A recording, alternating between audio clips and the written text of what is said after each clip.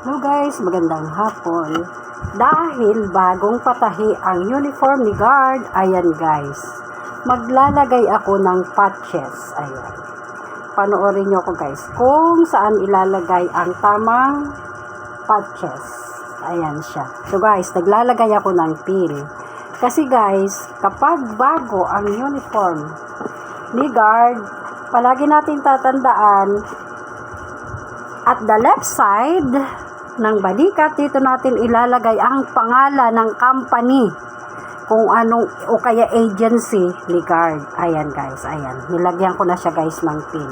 Ito, ang pangalan ng kanyang agency ay Paragon Agency Security Incorporated. Ayan guys. Ayan ang Paragon guys. At the left side guys ni guard, ayan. Naka-pin siya para eksakto lang ang position ng patches, hindi tabi-tabi guys. At the right side naman guys, ayan guys, right side, ilalagay natin ang sa balikat, lagyan ulit natin ng pin para pantay. Sosya, ayan guys, Sosya guys ang pangalan, ayan guys, Sosya Security Guard, ayan guys. At ang pangalan ni guard ay at the right side, Galecia. Ayan guys, ang pangalan ni guard at the right side ito guys.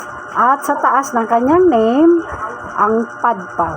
Ayan guys, yan ang tamang posisyon ng paglalagay ng patches sa bagong uniform, bagong patahi ito guys ni guard. Ayan. Yan ang position. Ayan guys. Kaya, ang inyong nanay na vlogger ay mananahina ng patches. At nailagay ko na ang patches. O, ayan. Lagyan natin siya ng pin para eksakto ang position niya. Napakahalaga ng paglalagay ng pin sa patches guys. Para hindi siya tabi-tabi kapag tinahin natin siya. Parehas ang distance niya sa magkabila at napaka-importante ng distance guys. Ayan. Laging dalawang dangkal ang palatandaan ko guys sa taas. Palibhasa napakarami na ng kinabitan ko nga ng patches. Yun ang aking palatandaan. Ayan. At the right side, ang pangalan ng guard. Pangalan ni guard at Sosya at Padpaw sa taas ng pangalan ni guard. Ayan guys. Huwag natin kalilimutan yun guys kasi hindi pwedeng magkapalitan yun. Hindi yun pwede. Mali yun guys. Pag nailagay natin ang pangalan ni guard sa left side ay hindi pwede. Company yun guys o kaya agency ni guard kung saan siya nagtatrabaho. Yun ang tatandaan natin.